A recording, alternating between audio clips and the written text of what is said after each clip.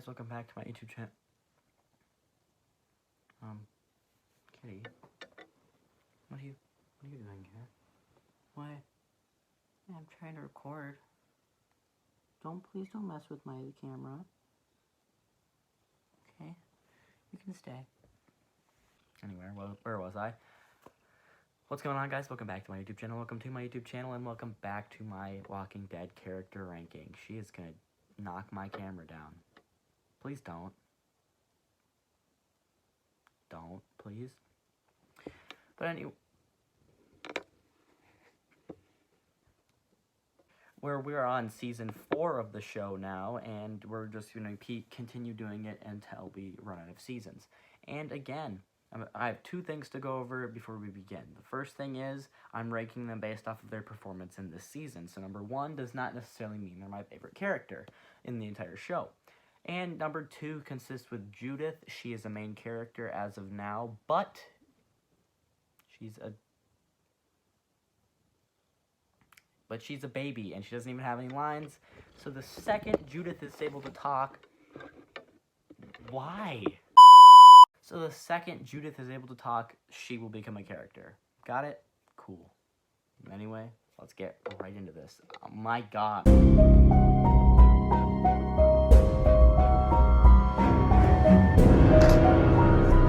Here's Johnny.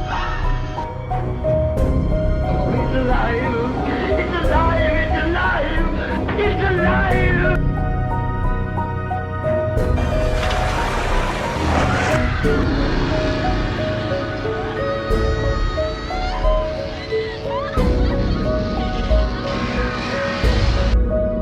Yes. He's gone.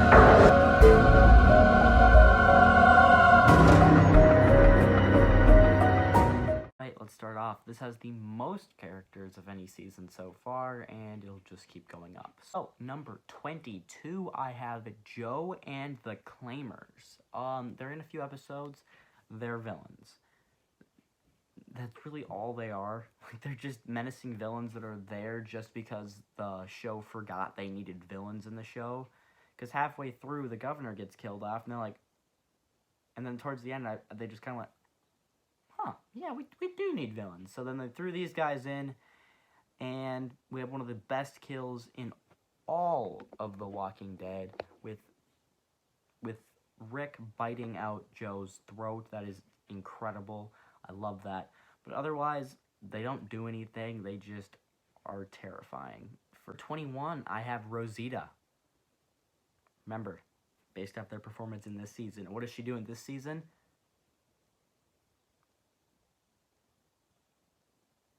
Nothing. Absolutely nothing. Like, nothing at all. She is literally just the girl with Abraham and Eugene. Coming in at number 20, I have Mika Samuels, the less interesting sister, because she's just the other sister. That's really it. She's just Lizzie's sister, and she gets killed, and it's sad. Number 19, I have the other sister, Lizzie Samuels. This is the more interesting of the two. I still don't think she's a very good character, because, I mean, she's a little girl, and she thinks that the walkers are her friends, and she thinks that they're her friends so much that she needs to kill her sister. It's all confusing. Like, she kills her sister, which is sad, and then her death is also sad, but, like, I don't understand what her deal was. So, like, maybe she's a better character to some people, but I don't understand. Coming in at number 18, we have a significant step up into some characters that I genuinely enjoy with Bob Stuckey. He just doesn't get enough to do in this season. He gets a lot more to do in season 5, but he doesn't get enough to do in this season that I could put him super high. But he has that scene with Daryl where he puts the alcohol in the bag and you see he's an alcoholic, and then he builds a relationship with Sasha and Maggie. Really builds a relationship with Sasha, and then, he has a lot to do for being a first-time character, but the other characters are given more. For 17, I have Megan Chambler. This is the little girl. The third little girl that we've had on this list, and the third little girl to die in The Walking Dead Season 4. Yeah, Megan Chandler is the daughter of Lily Chandler, and she's just a little girl. She's literally just the daughter. That's the only reason. The only reason she's higher than Bob is because her death is sad, and it kind of causes the governor to stop and get killed. Like, the governor's relationship with Megan is great. That's why she's higher. Number 16, I have Eugene Porter. Really interesting how you think that he's going to be the one to cure the virus and end everything. We'll see how that goes in Season 5. He is literally just the guy who has the cure. And that's interesting, so I put him a little higher, but, like, that's literally it. Number 15, I have Lily Chandler. This is the woman that falls in love with the governor and the mother of Megan and sister of Tara. She's interesting, certainly. Not as interesting as Tara or even the governor, but the relationship with the governor and how she's kind of being manipulated by him and how she eventually is the one to put the governor down is all great. That's it. Coming in at number 14, I have Sasha Williams. Again, a lot to do, but not as much as the other characters. We get to see her relationship with Bob form, and we get to see a little bit more of her relationship with Tyrese and all of that, and otherwise, she's good with Maggie, she's good with Bob, as I said, their whole group. In this season, halfway through, they all get split off into groups, and she is with Maggie and Bob. So their relationships are so her relationship with those two characters are probably the strongest in this season, but she does have a good brother-sister relationship with Tyrese for the first half. 13, the governor. He's a lot less interesting in this season, and they kill him off halfway through. He comes to the prison, takes it over, kills Herschel, and then gets killed. Like, he has a good relationship with Lily and Megan for the 2 episodes he's in, and then the 3rd episode he's in, he just gets killed. That's so. Coming in at number 12, we have Tara Chandler. Not much higher than her sister, but, you know, she is in more episodes and goes into be in later seasons, so she's a bit more impactful character, and she has a bit more to do besides just being in love with the governor. She doesn't really trust the governor, but then eventually she does, and then she regrets trusting her, and then all that stuff happens with her and Glenn, and that's great. And then they join up with Abraham, Rosita, and Eugene, and then they all join up together, and Tara, she's never been a bad character, she's just never been a standout. Number 11, we have Abraham Ford.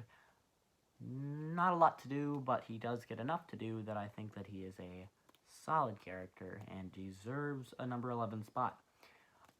He is basically the protector of Eugene, and he is trying to get him to Washington so that they can get the cure. Pretty simple, but he is effective at what he does and makes him an effective character. Number 10 on my list is Tyrese Williams. Really just for one move and one move alone, and that's that he takes Judith from her cradle seat, whatever, when the prison is being invaded, and he takes Mika and Lizzie, and then they join up with Carol, and then eventually they have to kill Mika and Lizzie, and all that stuff is great. I love his relationship with Carol and his relationship with the girls and Carol's relationship with the girls, but we'll get that a little bit later. But otherwise, solid character. Number 9, I have Carol Pelletier.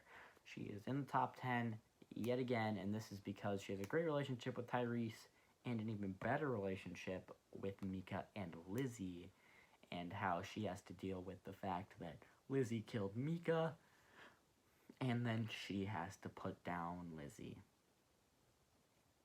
Look at the flowers. And just look at the flowers. And she's able to defend herself now. Like, she takes matters into her own hands and burns burns Karen and whoever else because they have the virus to avoid it from spreading. She's no longer a helpless victim anymore. Number 8, we have Carl Grimes. Again, doesn't get a lot to do in this season, but he's still a solid character, and he's Rick's son, and you get that relationship with him and Michonne. That's great. And you got the relationship with him and Rick. That's great. Basically, the three of them in the group together, it's Rick, Michonne, and Carl. They're all great together, which means Carl is great with the other two. And he's number 8. And I'm very tired. Sorry if I keep yawning. I'm going to try to talk through them. Number 7. Finally making it into the top 10. Beth Green. She has a great relationship with Daryl because they're the ones that get trapped together after the prison is taken down. And you get to see her relationship grow with Daryl and all the stuff that she wants to do. I just think she's a solid character because she really brings out the good in Daryl, and we get to learn more about Daryl because of her, and she's just a really emotional character in this season. Alright, moving on to number 6. Prepare yourself because you guys might have a brain aneurysm and die because I have him not outside of the top 5 for one time. Glenn Rhee. Yes, he's not in my top 5 this time because he doesn't do a lot. He doesn't do as much as the top 5 characters do. And yeah, I mean, I like Glenn, but he doesn't do a lot to make me like him in this season. Versus, like, my top 5 that make me love them in this season. And he's number 6 out of 22 characters in this season. Like, it's fine that he's not in the top 5 once. But I know some people are very passionate about him and will not like that I don't have him in the top 5. But his relationship with Maggie grows. He forms a relationship with Tara. That's great. And then he finds Abraham and Eugene and Rosita, and they all join up, and he's great. Coming in at number 5, we have Michonne. Yeah, she cracked the top 5 after her second appearance on one of these lists because she is great. You get to see, I told you last season that she doesn't really have much character. She's just a badass. This time she's a badass and she has a bunch of characters. She forms a relationship with Rick. She forms a relationship with Carl. And they're great, especially her relationship with Carl. They have a great, great relationship. But otherwise, I don't have any complaints for her in this season. Coming in at number 4, we have the character that bites it halfway through, Herschel Green. Now, it sucks to see him go, but he is a lovable character before he dies. In every episode, I think if Herschel survived through halfway, he'd be number 1. No question about it. Like, not even a doubt in my mind. Because for the half of the season that he's in, he is phenomenal. He is great. He is kind of serving as the new Dale character, just trying to do the right thing with, like, the virus, and he's willingly pretty much giving himself the virus to take over for the doctor who died, and he is just really selfless, really great, and as I said, yeah, if he would have survived past halfway point, no doubt in my mind whatsoever that he would be number 1. Coming in at number 4, not number 4, that's Herschel. Coming in at number 3, I have Maggie Rhee. Yes, she's Maggie Rhee now because this is the season they get married in. I think. Yes. Hey, wait. No? Wait, did they get married? I don't remember what season they get married in. But she's Maggie Rhee now, not Maggie Green. So if everyone that says Maggie Green, you're wrong. She even calls herself Maggie Rhee. Maggie Rhee. She is absolutely incredible in this season, especially her relationship with Glenn. Perfect. And all the stuff she does in the tunnel and with Sasha and Bob and all of that. She's trying to contact Glenn by, like, writing on the signs. She is great. As I said, the second we met Maggie, I knew that I liked her, and especially season 3 really made me love her, and she just keeps going up. And number 2, wait for it, his streak is broken. Rick Grimes is number 2 and not number 1 this season. Although he probably looks the best in this season, he's not the best in this season because it doesn't focus on him for a lot of it. He's in like 6 episodes. He's in like the first 4 or so. Then it's just the governor. Then he's in a few more because it's kind of switching between the different groups, and Daryl gets a lot of screen time. But Rick does great. Obviously, he's number 2, and he's still one of my favorite characters. Not knocking him or anything. I'm just saying, in this season, he didn't get as much. But number 1 is Daryl Dixon. He is my number 1 for this season, no doubt about it. He starts off the first half of the season with not getting much to do, but then by the second half, when he's separated with Beth, oh my god, he is amazing.